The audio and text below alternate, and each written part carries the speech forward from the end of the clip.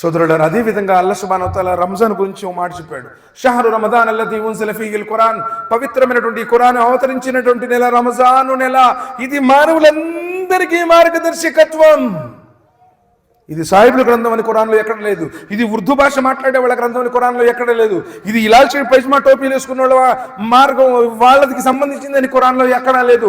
మానవులందరికీ ఒక్కటే గ్రంథం, ఒక్కటే ధర్మం, దైవం ఒక్కటే, మానవ జాతి కూడా ఒక్కటే. ప్రవక్త ముహమ్మద్ సల్లల్లాహు అలైహి వసల్లం వారి గురించి కూడా అదే చెప్పాడు. వమా రసల్నాక ఇల్లా రహమతల్ లిల్ ఆలమీన్. ఓ ప్రవక్త ముహమ్మద్ సల్లల్లాహు అలైహి వసల్లం సమస్త మానవాళికి నువ్వు కారుణ్యం అన్నాడు. కుల్ యా అయ్యుహన్నాసు ఇన్నీ రసూలుల్లాహి ఇలైకుం జమీఅ. మానవులారా, మీ అందరి తరపున, ఆయన తరపున మీ అందరి వద్దకు పంపబడిన చివరి ప్రవక్తను అన్నాడు. ముహమ్మద్ సల్లల్లాహు అలైహి వసల్లం అంతిమ దైవ ప్రవక్త. ఖురాన్ గ్రంథం అంతిమ దైవ గ్రంథం. ఆ గ్రంథం గురించి చెబుతున్నాడు. ఇది రంజాన్ మాసంలో వచ్చింది. యా అయ్యుహల్లదీన ఆమనూ, ఓ విశ్వాసులారా, కుతిబ అలైకుముస్ సియామ్, ఉపవాసాలు మీ మీద విధిగా చేయబడ్డాయి. లఅల్లకుం తత్తకూన్, మీలో భయం భక్తి జనిస్తుంది అన్నాడు. ఉపవాసం ద్వారా నీలో భక్తి భయం అన్నీ ఉంటాయి. ఇంట్లో ఎవ్వరు లేరు, ఫ్రిడ్జ్లో చల్లని నీళ్ళు ఉన్నాయి, టేబుల్ మీద ఫ్రూట్స్ ఉన్నాయి. మధ్యాహ్నం 1 గంట అయింది. ఇప్పుడంటే కొంచెం ఫిబ్రవరిలో స్టార్ట్ అవుతుంది, రేపు 19 నుంచి స్టార్ట్ అవుతుంది.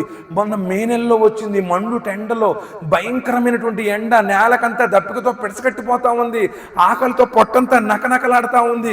ఎవరు లేరు. చల్లటి ఏసీ రూము, నిన్ను చూసేవాళ్ళు లేడు. ఫ్రిడ్జ్లో చల్లని నీళ్ళుండి, టేబుల్ మీద ఫ్రూట్స్ ఉన్నాయి. తింటావా? ఎవరు లేరు ఇంట్లో. లఅల్లకుం తత్తకూన్ అంటే అది ఉపవాసము ద్వారా నీలో భక్తి. ఎవరు చూడకపోయినా నా స్వామి నన్ను చూస్తున్నాడు, ఎవ్వరు అడగకపోయినా నా స్వామి నన్ను అడుగుతాడు. అలా ఎప్పుడైతే నీలో భక్తి అనేటువంటి ఒక నిష్ఠ, తక్వా, భయం, ఒక ప్రాతిపత్యం, అంతటి పవిత్రత, ఎవరు చూడకపోయినా. ఇప్పుడు వజూ చేసుకునేటప్పుడు ఒకసారి నీళ్లు మొఖాన్ని కూడా కడుక్కుంటాం. ఇక్కడ దాకా వెళ్తే కానీ అక్కడ గేట్ వేస్తాడు. అమ్మా, ఈ పక్కన వాడికి కూడా తెలీదు నువ్వు మింగావో లేదో. నా స్వామి నన్ను చూస్తున్నాడు. అది భక్తి అంటే. ఏదో ఉపవాసం అంటే ఉపవాసం ఉంటున్నాను, ఒకడు ఉపవాసం అయిపోగానే మొదలు పెడతాడు. ఇటు పెట్టి లింక్ స్మోక్ స్టార్ట్ చేస్తాడు. వాడి ఉపవాసం పొంద, వాడికి ఏం ప్రయోజనం ఉంది? ఉపవాసం ఉన్నప్పుడు ఎలా నువ్వు మంచిగా ఉంటున్నావో అలా ఉండు. నీలో భక్తి తత్వం ఏర్పడుతుంది. భక్తి ఎక్కడ ఉందిలేండి. ఇప్పుడు ఇక్కడ ఇస్తిమా జరుగుతుందంటే ఎవడో సపోర్ట్ రాడు. అబ్బా, ఇక్కడ ఏదైనా మేము ప్రోగ్రామ్ పెట్టుకుంటున్నాం, ఫలానా డ్యాన్స్ ప్రోగ్రామ్ అని, అబ్బో ఇదిగో మా సందా ఇంతండి. పాడైపోతుంది సమాజం. దైవ మార్గంలో మంచి కార్యాలలో చోటు ఇచ్చేవాళ్ళు. అబ్బా, ఎవరికైనా నలుగురికి అన్నం ఆకలికి ఉన్న వాడికి అన్నం పెడతామనండి, ఎవడో ముందుకు రాడు. ఈరోజు పాపకార్యాలకు ప్రోత్సాహం ఎక్కువ ఉంది, పుణ్యకార్యాలకు తక్కువగా ఆచరిస్తూ ఉన్నారు. కనీసం దీని వైపు కూడా చూడలేదు. దైవ కార్యం, పుణ్యకార్యం అంటే కూడా ఎవరు ముందుకు రావడం లేదు.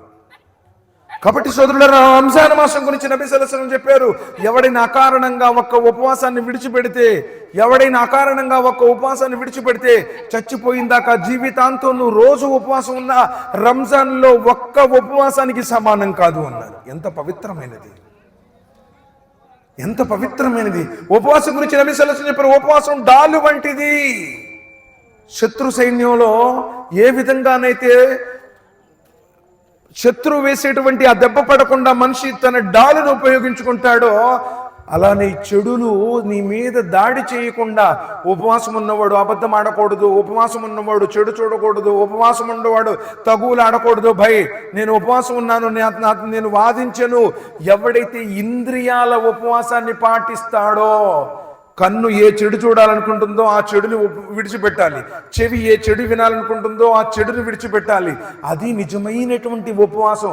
ఒక్క పొట్ట ఉపవాసం ఏమంటాడు, మొత్తం అబద్ధాలు ఆడతాడు, సాడీలు చెబుతాడు. అబ్బో, వాడి ఉపవాసం దేనికి పనికిరాదు అన్నాడు. భయ్, నేను ఉపవాసం ఉన్నాను.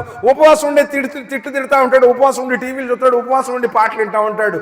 వాడి ఉపవాసం వల్ల ఆకలి దప్పికలు తప్ప మరేమీ ప్రాప్తించు అన్నాడు. కాబట్టి అమ్మ, ప్రత్యేకించి చూడండి, నబీ కరీం సల్లల్లాహు అలైహి వసల్లం చెప్పారు, నేను నరకంలో ఎక్కువగా స్త్రీలను చూశాను అన్నారు. ఆ రోజు వాళ్ళు గడగడాడిపోయారు. ఓ ప్రవక్త, ఎందుకు మమ్మల్ని ఎక్కువ చూశారు, మేము ఎందుకు నరకంలో ఎక్కువ ఉన్నాము అంటే నబీ కరీం సల్లల్లాహు అలైహి వసల్లం చెప్పారు, మీరు భర్తలకు అవిధేయత చూపుతారు.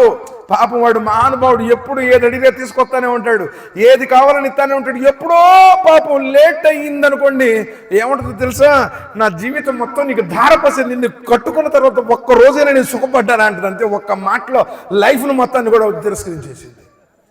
మరైతే ప్రవక్త ముహమ్మద్ సల్లల్లాహు అలైహి వసల్లం చెప్పారు, స్వర్గానికి వెళ్ళేటువంటి ఉత్తమ స్త్రీలు 4 క్వాలిటీస్ ఉంటాయి. 5 పూట్ల నమాజ్ చదువుతుంది ఆ స్త్రీ, ఆమె రంజాన్ మాసంలో ఉపవాసం ఉంటుంది, 3ది భర్త చెప్పినట్టు వింటుంది. భర్త చెప్పినట్టు వినేవాళ్ళు ఎక్కడ ఉండాలండి, నువ్వు ఒక్కటంటే నేను 100 అంట అంటది మహాతల్లి. ఇంకా తగుగాక ఏమైంది, సర్దుకుని పోయేటువంటి రోజులు పోయాయి. ఆ రోజుల్లో మహానుభావులు వాళ్ళు ఏదున్నా సరే, అసలు కొత్త విషయం ఏంటంటే, అంటే పాత విషయమే. ఒకప్పుడు ఏమనేవాళ్ళు అంటే, భర్త వచ్చినాక తిందాము, భర్త తిన్న దాంట్లో తిందాము, భర్తతో తిందాము, ఆలు మొగలు. ఈడు కూడా మహానుభావుడు అండి వీడు. పెళ్ళైనప్పుడు ఏదో రోజు అట్ట ఒక్క ముద్దట్ట పెడతాడు, ముఖం ఇటు తిప్పుకొని, ఇక చచ్చిపోయిందాక ఆటికి పోయిందాక ఎప్పుడు ఒక ముద్ద కూడా తిన్నాడు. ప్రేమలు ఎలా పెరుగుతాయి? ఈడు ముఖం మొబైల్లో పెట్టుకొని తింటా అంటాడు. ఎప్పుడన్నా ఒక కాంప్లిమెంట్, అమ్మాయి సూపర్ ఉండేవే, ఏం కోరని ఎప్పుడన్నా ఒక మంచి కాంప్లిమెంట్ ఇచ్చావా ఆ భార్యకిను? ఎవరినో అయితే ఏం పొగుడుతాడు. ఎప్పుడో ఒకటి పొరపాటున లేడీస్ వాయిస్ అనుకోకుండా వచ్చింది అనుకోండి, హలో, అసలు వాడి టాలెంట్ అంతా బయట పెట్టేస్తాడు, ఎంత నైస్గా మాట్లాడతాడు. ఎప్పుడన్నా భార్యతో అలా మాట్లాడావయ్యా? ఎప్పుడైనా అలా మాట్లాడి, ఎప్పుడైనా I love you darling. Nabi సల్లల్లాహు అలైహి వసల్లం చెప్పారు, మీరు ఎవరైనా ప్రేమిస్తే ఆ ప్రేమ గురించి వారికి చెప్పండి, తల్లిదండ్రులతో గౌరవంగా ఉండండి, ఆ ప్రేమించిన వాళ్ళకి చెప్పండి, ఈ విధంగా నేను అల్లాహ్ కోసం నేను ప్రేమిస్తున్నాను. ఏ రోజున చెప్పేవాను మెసేజ్లు ఏం పెడతాడు. ఈ మధ్యకాలంలో అయితే పెళ్ళిళ్ళు కుదిరిన తర్వాత అయితే అసలు అసలు పెళ్ళే కాలేదు, ఎంగేజ్మెంట్ అయింది లేదు, ఆ నెంబర్ ఈయనకి, ఈ నెంబర్ ఆమెకి. అబ్బో, వీడు ఏ మెసేజ్లు పెట్టేస్తాడో, భలే పెట్టేస్తాడు. అసలు you are my beautiful world, అసలు ఏమీ కాలేదు. ఆ రోజు అయ్యిందో లేదో, ఫస్ట్ రోజే ఈ ట్యాబ్లో ల్యాప్టాప్లో వీడు చూశాడు, ఇంకెంపటి చూస్తాడు, ఈ దరిద్రం నాకొద్దు, నాకు కావాల్సిందే, మా పొట్టలు మాకు ఇచ్చింది ఎంపటేనట. అప్పుడేమో బ్యూటిఫుల్ వరల్డ్, ఇప్పుడేమో దరిద్రపతి. ఈ ఇద్దరంటే నాకు ఎందుకంటే మొత్తం కూడా సమాజం పాడైపోయింది. వాళ్ళతో మాట్లాడుకోవడం, వీళ్ళతో మాట్లాడుకోవడం, అస్తగ్ఫిరుల్లాహ్, నౌజుబిల్లాహ్ మిన్ జాలిక్. అసలు ఎంత దారుణంగా ఉన్నారంటే, భర్త మాట వినేటువంటి వాళ్ళు లేరు అంటే ఆశ్చర్యపోనవసరం లేదు. ఇప్పుడు కొంతమంది మన పంచాయతీలో వెళ్తే ఏమంటుందంటే, ఏమండి ఈయన వాళ్ళ అమ్మా నాన్న చెప్పినట్టు వింటాడండి, అమూల్ బేబీ అంట, అమ్మా నాన్న చెప్పినట్టు వింటాడు. మరి మీ అన్నయ్య మీ తమ్ముడు ఎవరు మాట వింటున్నారు? ఒకడు అన్నాడంట, మా అల్లుడు బంగారు కొండయ్య, మా అమ్మ ఏది చెబితే అది తింటాడు. మా కొడుకున్నాడే పనికి మాలేదవా, వాడు ఏంటంట భార్య మాట వింటాడంట. ఏమంటే అర్థమైందా పాయింట్? వాళ్ళ అల్లుడంట బంగారు కొండంట, మా అమ్మాయి చెప్పినట్టు వింటాడు. మా కొడుకున్నాడే ఎదవా పనికి మాలినోడు, వాడు భార్య చెప్పినట్టు వింటాడంట. అల్లుడేమో బంగారపు కొండ, ఇక్కడ కొడుకేమో పనికి మాలిన ఎదవా. ఈరోజు అలాంటి పక్షపాత వైఖరి ఉంది కాబట్టి సంసారాలు జరగడంలా. ఒక్క మాట కూడా సర్దుకునేవాళ్ళు. ఇందాక చెప్తూనే, ఒకప్పుడు భర్త కోసం ఎదురు చూసేవాళ్ళు, ఇప్పుడు ఈ ముఖం మొబైల్లో పెట్టిందంటే పిల్లగాడికి అన్నం ముక్కుల్లో పెట్టిందో తెలియదు, నోట్లో పెట్టిందో, వాడు ఏడుతుంటాడు మంట పెట్టి. అప్పుడు చూసిద్ది ఇంట్లో దొంగల పడినా పట్టించుకోవట్లా. ఏమే అన్నం పెట్టినాడు అనుకో, పెట్టుకొని సావరాదు. ఒక అమ్మాయి మొన్న తన సీరియల్ చూపించలేదని వీడేమో క్రికెట్ ఐపీఎల్ చూడాలంటాడు, ఆమెమో ఏదో దీపం అండి, ఈ దీపం ఏదో ఉంది కదా సార్, అవి వచ్చిన తర్వాత ఎన్నో దీపాలు ఆరిపోయినాయి. అసలు అందరూ అనుమానం లేదు, ఆ సీరియల్ చూడలేదు, నేను ఉండను, నాకు కావాల్సింది నన్ను సీరియల్ కూడా చూడనివా అని చెప్పేసి అసలు ఎంతగా డీప్కి వెళ్ళిపోయారంటే, ఆ సీరియల్ చూడటం మన ఒక ఏడుతుంది చూస్తే ఎవరో చచ్చిపోయారు అనుకుంటాం కూడా మనం. చిన్నగా వాడు ముందుకు తీసుకెళ్ళాడు ఆ కెమెరా, సీరియల్ చూసి ఏడుతుంది. భర్త కోసం కూడా ఎప్పుడు ఏడ్చి ఉండదు, అమ్మా నాన్నల కోసం కూడా ఏడ్చి ఉండదు. అమ్మాయి ఏంది రేపు వాళ్ళ అత్త రానిస్తుంది అంటావా, అమ్మాయి వాళ్ళ ఆయనను మనం కలుసుకుంటారంటావా. వాళ్ళు డబ్బుల కోసం ఏదో వాళ్ళ నాటకం వాళ్ళు వేస్తూ ఉంటే వీళ్ళు పచ్చని సంసారాన్ని పాడు చేసుకుంటాం. అవసరం అండి మనకి? మన సంసారం ఎవడన్నా ఒక గిద్ద బియ్యం ఇచ్చేవాడు ఉన్నాడా? ఎవరన్నా మనకు సహకరించే వాళ్ళు ఉన్నారా? అందుకని భర్త చెప్పినట్టు వినే స్త్రీ, నీ కోసం వెళ్తున్నాడు వాడు, ఏదో షాప్లోనో ఏ వ్యాపారంలోనో ఏ ఉద్యోగంలోనో వాడి బాస్ ఏమంటాడో ఆ పనులు ఏడిపిస్తూ ఉంటాడు, ఒకడు ఇస్తానంటాడు, ఎక్కొడుతుంటాడు, వాడు ఎన్నో సమస్యలతో వస్తాడు. ఇంటికి రాగానే ప్రశాంతంగా సలాం చెప్పి మంచిళ్ళు ఇచ్చి చిరునవ్వుతో పలకరిస్తే ఆ ప్రపంచంలో ఉన్న సమస్యలన్నీ మర్చిపోతాడు. రాగానే మొదలుపెట్టింది. మొన్న కూర్చుంటే అంటున్నాడు, ఎప్పుడన్నా నవ్వుతా పలకరించిందో అడగండి అంటే, ఆ నవ్వుతా పలకరించే అంటే ఏం చేయాలి అంటుంది. ఏది పెళ్ళి 3 సంవత్సరాలంట. అంటే అట్ట తయారైపోయింది సమాజం. అంటే టైం ఉంటే ఫోన్లు చూసుకోవడం, సినిమాలు చూసుకోవడం, సీరియల్ చూసుకోవడం, మొత్తం దీంట్లోనే సరిపోతుంది. అందుకని భర్త చెప్పినట్టు వినేటువంటి స్త్రీ, తన శీలాన్ని కాపాడుకునే స్త్రీ, ఏ ద్వారం గుండానైనా సరే స్వర్గంలోకి వెళ్ళొచ్చు అన్నారు. కాబట్టి సోదరులారా, సోదరిమణులారా, విషయం చాలా ఉన్నతమైంది. 8 బాగుపడుతుంది సార్. ఎంత సమయం? 10 నిమిషాలు. కాబట్టి ఇక్కడ గ్రహించాల్సినటువంటి విషయం ఏంటంటే, మానవులందరూ ఒకటేనండి, సృష్టికర్త ఒక్కడే. ఎవరు అమ్మ వినండి వినండి వినండి, మీరు శ్రద్ధగా వినండి. మీరు మాట్లాడుకుంటారంటే మైక్ మీ దగ్గర పంపిస్తాను. కాబట్టి ఇక్కడ గ్రహించాల్సినటువంటి విషయం ఏంటంటే, దేవుడు జీవితాన్ని పరీక్ష కోసం పెట్టాడు. అల్లది కలకల మౌత వల్ హయాతల్ యబ్లువకుమ్ అయ్యుకుమ్ అహ్సను అమలా. ఈ జీవితమే ఒక పరీక్ష. ఇప్పుడు ఎగ్జామ్ హాల్లోకి స్టూడెంట్ వెళ్తాడండి, ఇన్విజిలేటర్ వస్తాడు, క్వశ్చన్ పేపర్ ఆన్సర్ షీట్ 2 ఇస్తాడు. ఒకడు పిచ్చి గిద్దరికెత్తున్నాడు అనుకోండి, రే ఏంది పిచ్చి గిద్దరికెత్తున్నావు అని అనడు. ఒకడు బూతులు రాస్తున్నాడు అనుకోండి, ఏంట్రా బూతులు రాస్తున్నా అనడు. అసలు ఒకడు రాయకుండా నిద్రపోతున్నాడు అనుకో, వాడిని కూడా ఏమండు. ఒకడు ప్రశ్నలకి ఆన్సర్ రాస్తున్నాడు అనుకోండి, వాడిని కూడా ఏమండు. వాడి టైం ఏంటంటే, అదిగో ఖచ్చితంగా 9 గంటలకి ఎగ్జాము, తర్వాత 11 గంటలకు, 12 గంటలకు, 3 గంటలు, 2:30 గంటలు టైం ఉంటుంది. బెల్ కొట్టిన దాకా ఆన్సర్స్ నీ దగ్గర ఉంచుతాడు. బెల్ ఎప్పుడైతే కొట్టారో వితిన్ సెకండ్స్లో టక్క టక్క టక్క టక్క టక్క మొత్తం లాగేసుకుంటాడు. మాస్టర్ ఇందాక నేను పిచ్చి గీతలు గీసానండి, ఒక్కసారి నాకేండి, ఇందాక నేను నిద్రపోయానండి, ఇందాక నేను బూతులు రాశానండి, ఒక్కసారి నాకు ఇవ్వండి అని చెప్పేసి అంటే పేపర్ మళ్ళీ నీకు ఇస్తాడా? దేవుడు ఈ ప్రపంచంలోకి నిన్ను పంపించాడు. ఒక భర్తగానో, ఒక భార్యగానో, ఒక తండ్రిగానో, ఒక అన్నగానో, ఒక వదినగానో, ఒక కూతురుగానో, ఓ బాబాయ్గా నీకు క్యారెక్టర్ ఇచ్చాడు. ఇప్పుడు చిన్నప్పుడు ఊళ్ళో డ్రామాలు, ఇప్పుడు కూడా కొన్ని చోట్ల చాలా తగ్గిపోయిన డ్రామాలు వేయట్లేదు, పెద్ద సినీ సెట్టింగ్ వచ్చేసింది. ఎవడి రంగం ఎంత పెట్టుకుందంటే, ఆ రంగంలో వచ్చినప్పుడు బుర్ర మిసాలు, అబ్బో పెద్ద ఇగ్గులు, పైనుంచి కిందాక సూట్లు, కోట్లు, అంగరంగ వైభవంగా రంగులో ఎలా ఉంటారు. వాడి రంగం అయిపోయిందనుకో, శుభ్రంగా వచ్చి రంగు కడుక్కుంటాడు. అంటే వాడి స్టేజ్ మీదకి ఎక్కే బలేదు. నీ రంగం ముగిసిన రోజున నువ్వు కాంట్లోకి వెళ్ళిపోతావు. గుర్తుపెట్టుకో. బతికి 4 రోజులు మంచిగా ఉండు, కత్తెరలాగా ఉండబాక, తెంచబాక. ఈ వంట తెలిసి ఈ మధ్య కొత్తగా మొదలుపెట్టారు, అబ్బాయికి తల్లిదండ్రులు ఉంటే మాకొద్దు అంటే, అత్తమామలు ఉంటే వద్దంట, పడదంట. ఎందుకంటే వాళ్ళు అదంటుంటారు, ఇదంటుంటారు. అంటే వచ్చిందో రాలేదో అంటది. నేను ఇక్కడ ఉండను, నేను హైదరాబాద్లో ఉంటాను, ముసలోడు కావాలో నేను కావాలో తెలుసుకో. 20 సంవత్సరాలు పెంచుకొని, 25 సంవత్సరాలు చదివించుకొని, మంచి ఉద్యోగం తెచ్చి నీ దగ్గర తీసుకురాగానే గద్దొచ్చి కోడి పిల్లలు తన్నుకొని పోయినట్టుగా నువ్వు ఉంటావా, నేను కావాలా, వాళ్ళు కావాలా?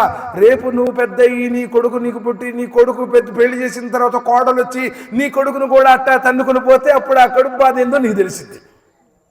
అంతేగా? ఆ రోజు తెలిసింది ఆ బాధ ఏంటో. కాబట్టి అత్తామామల సేవ, తల్లిదండ్రుల్ని అత్తామామల్ని తల్లిదండ్రులా గౌరవించు. అదేవిధంగా అత్తామామలు కూడా కోడల్ని కూతురులాగా, నా కూతురికి అక్కడ బాగా జరగాలి, నా కూతురికి కష్టం ఉండకూడదు అనుకుంటున్నావే, నీ ఇంటికి వచ్చిన కోడల్ని కూడా అలానే నువ్వు గౌరవించు, అలానే ప్రేమించు, అలానే ఆదరించు. అప్పుడు అల్లాహ్ సుబ్హానహు వ తఆలా నువ్వు ముసలిదాన్ని అయిన తర్వాత నిన్ను గౌరవించే వాళ్ళని పంపిస్తాను అంటున్నాడు. కాబట్టి ఇస్లాం అత్యున్నతమైనటువంటి జీవన విధానం సార్. కాబట్టి సత్కార్యం, నమాజ్, 5 పూట్ల నమాజ్ అనేటువంటిది, తలలేని శరీరం ఎట్లు పనికిరాదో నమాజు లేనటువంటి విశ్వాసం కూడా పనికిరాదు అన్నాడు. నువ్వు నమాజ్ చదువుతున్నావు అంటే నీ జీవితంలో ఒక మంచి ఆదర్శం.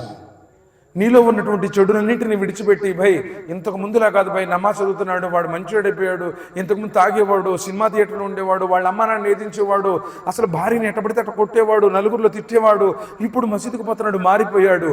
ఒక ఉత్తమమైనటువంటి నడవడిక, జీవన విధానం ఆయన కోరుకున్నాడు. అంతే తప్ప ఇది భాషో, వేషమో, ఫలానా మతస్థుల్లో. ఈరోజు మనం ఇంకో మాట కూడా చెప్తాను. ఇస్లాం అంటే ఈరోజు చాలా మంది అనుకుంటామో వీళ్ళు తీవ్రవాదులు. మన్ కతల నఫ్సిన్ బిగైరి నఫ్సిన్ ఫసాదన్ ఫిల్ అర్ద్ ఫకన్నమ కతల నాస జమియా. ఎవడైతే అకారణంగా ఒక మానవుని చంపాడో వాడు భూమండలంలో ఉన్న మానవులందరినీ చంపినంత పాపం ఉంది. మొన్న పహల్గాం జరిగిన తర్వాత ప్రత్యేకించి చూసావా సాహిబులు, వీళ్ళు ఈ విధంగా చంపేశారు, కులాలు అడిగి, వాడికి పేర్లు అడిగి. అయ్యా, వాళ్ళు ఎంత నర్రొప్ప రాక్షసులంటే, వాళ్ళకి డబ్బులు ఇస్తే వాళ్ళ అమ్మ నన్ను కూడా చంపేస్తాడు వాడు. వాడికి ధర్మానికి సంబంధం లేదు. వాడు స్వార్థపరుడు, వాడు నర్రొప్ప రాక్షసుడు, మానవత్వం లేదు. వాడు ఎంతో మంది మసీదులో నమాజులు చదివే వాళ్ళు కూడా చంపేశారు. తీవ్రవాదులు కులాలు మతాలు ఉండవు. ఖురాన్ గ్రంథంలో ఒక్క చోట కూడా అలా లేదు. నబీ సల్లల్లాహు అలైహి వసల్లం చెప్పారు, చిన్న చీమను కూడా నలబాకండి, పచ్చని చెట్టును కూడా నరకబాకండి అని చెప్పారు. నీ పొరుగువాడు ఆకలితో ఉంటే నువ్వు కడుపు నిండా తింటే నువ్వు నిజమైన భక్తుడివి కాదు అన్నారు. దారిలో పడినటువంటి ఒక ముళ్ళు, ఒక గాజు పెంకు, ఒక రాయిని తొలగించినా కానీ అల్లా ఇష్టపడతాడు, ఎందుకంటే ఇతరులకు అది హాని చేస్తుంది అన్నారు.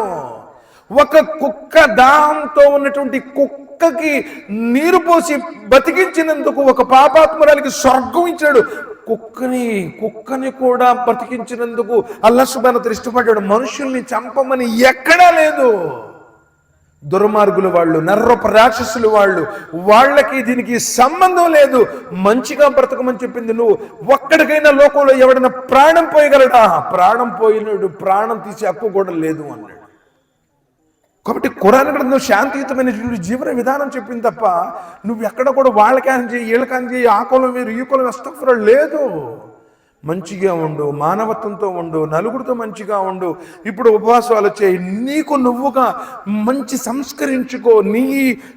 నీ శరీరాన్ని నువ్వు నలకొట్టుకోవటం అన్నమాట. అంటే అన్నీ ఉన్నా సరే దూరంగా ఉండటం, మంచిగా ఉండటం, నలుగురికి తినిపించడం, పేదలకి ఆ వితంతులకు సహాయం చేయి, అనాథలకు సహాయం చేయి, ఆకలికి ఉన్న వాళ్ళకి సహాయం చేయి, రోజా ఉన్న వాళ్ళకి, ఉపవాసం ఉన్న వాళ్ళకి తినిపించు.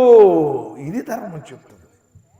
అంతే తప్ప ఇస్లాం అంటే మతం కాదు, ఉర్దూ భాష కాదు, ఈ వేషం కాదు సార్. మానవులందరూ కూడా ఒకటే. మానవులందరూ పుట్టించినటువంటి సృష్టికర్త ఒకడే. ఆయన జనన మరణములు లేనటువంటి వాడు, ఆకలి దప్పిక లేనటువంటి వాడు, కునుకు నిద్ర తీయనటువంటి వాడు, అలసిపోడు, సొమ్మసిల్లడు, సృష్టికి అతీతమైన వాడు. ఇప్పుడు మన మాటలు వింటున్నాడు, మనల్ని చూస్తున్నాడు, ఆకాశాల మీద ఉన్నాడు. నీ గుండె చప్పుడు కూడా ఆయన వింటున్నాడు. అర్ధరాత్రి కటిక నల్లటి కొండ మీద నల్లటి చీమ నడుస్తున్న దాని చిరుకళ్ళ శబ్దం వింటాడు, దాన్ని చూస్తాడు. నీ మనసులో నువ్వేమనుకుంటున్నావు? అలాయాల మన కలక నిన్ను పుట్టించిన వాడికి నీ గురించి తెలుసు. నిన్న తిన్న కూరేందో మనకి ఈరోజు గుర్తుండదు, కానీ నీకు ఊహ తెలిసిన కానించి నీ జీవితం మొత్తం కూడా ఆయన రికార్డింగ్ చేస్తున్నాడు, దానికి ప్రతిఫలం ఇస్తాను అంటున్నాడు. కాబట్టి జన్మనిచ్చిన కన్న తల్లిదండ్రులకు సేవ చేయండి, అన్నదమ్ములతో మంచిగా ఉండండి. 4 రోజుల జీవితం ఎలా ఉన్న చీ అనిపించుకునే కన్నా బేషక్ నా మంచోడు వాడు అనిపించుకున్నవాడు ధన్యుడు. కాబట్టి చివరి ప్రవక్త ముహమ్మద్ సల్లల్లాహు అలైహి వసల్లం చివరి గ్రంథం ఖురాన్. రాబోయే రంజాన్ మాసంలో ఉపవాసాలు ఉండండి, పవిత్రంగా ఉండండి. నేను చూసిన ఎంతో మంది కూడా ప్రపంచవ్యాప్తంగా ఈ ఉపవాసము అన్ని విధాలా నీకు మేలు చేస్తుంది. ఉపవాసం ద్వారా ఇమ్యూనిటీ పవర్ పెరుగుతుంది. ఉపవాసం ద్వారా నీలో ఉన్నటువంటి ఆ స్టామినా పెరుగుతుంది. ఉపవాసం ద్వారా అన్ని జీవకణాలన్నీ కూడా నూతన ఉత్తేజాన్ని పొందుతాయి. సైంటిఫికల్గా అంటే నువ్వు ఆరోగ్యం కోసం కాదు, ఉపవాసం అనేటువంటిది అంత పవిత్రమైనది. కాబట్టి రంజాన్లో ఉపవాసం ఉండండి, నమాజ్ చదవండి, పేదలకు తినిపించండి. ఎవరైతే అనాథలు ఉన్నారో, అభాగ్యులు ఉన్నారో, ఉన్న దాంట్లో నీ ఆస్తి మొత్తం రాసిమంటలేదు, ప్రేమపూర్వకంగా నలుగురికి ఉపయోగపడుతూ జీవించు, నలుగురికి మంచిగా ఉండు, నలుగురితో మంచిగా ఉండు. ఆయన అప్పుడు ఇష్టపడతాడు. అంతేగా తప్ప నేను ఇలా ఉంటానండి, నేను అలా ఉంటాను, నీ ఇష్టం వచ్చినట్టు చేస్తాను, మూర్ఖంగా వ్యవహరిస్తాను, ఇస్లాంలో ఇది నువ్వు చేసే. వీడు పైన ఒక టోపీ పెట్టుకుంటాడు, కింద ఒక గడ్డం పెట్టుకుంటాడు, మూరపొడుగు సొట్ట నోట్లో పెట్టుకుంటాడు. నిన్ను చూసి సమాజం మొత్తం కొడుతుంది. వీడు టోపీ గడ్డం పెట్టేసి మధ్యలో పాన్పరాగులు తింటుంటాడు. ఇచ్చి వీడా ఒక మాట భయ్ వాడు మంచోడండి, నమాజ్ చదువుతాడు అంటే అల్లా ఇష్టపడతాడు. అంతేగాని నీలో ఉన్నటువంటి చెడులు మొత్తం పెట్టేసేసి నిన్ను చూసి నలుగురు దూరం అయ్యారనుకో, రేపటి రోజు నువ్వు జవాబుదారి. కాబట్టి 5 పూట్ల నమాజ్ చదవండి, రంజాన్లో ఉపవాసం ఉండండి, ఖురాన్ చదవండి, పాపాలని తప్పులు ఆయన ముందు ఒప్పుకోండి. దేవా తప్పు చేశాను, ఎంతోమందిని ఇబ్బంది పెట్టాను, అప్పులు ఎక్కొట్టేశాను, తల్లిదండ్రులు ఏడిపించాను, భార్య బిడ్డలు హింసించాను, వాటికి బానిసై బ్రతుకుతున్నాను, వల్ల నన్ను క్షమించు అని నీ తప్పుల్ని నువ్వు ఆయన ముందు ఒప్పుకో, అంగీకరించు, తౌబా చెయ్యి, మంచి జీవితాన్ని బ్రతుకు అన్నట్టు జీవించు అని.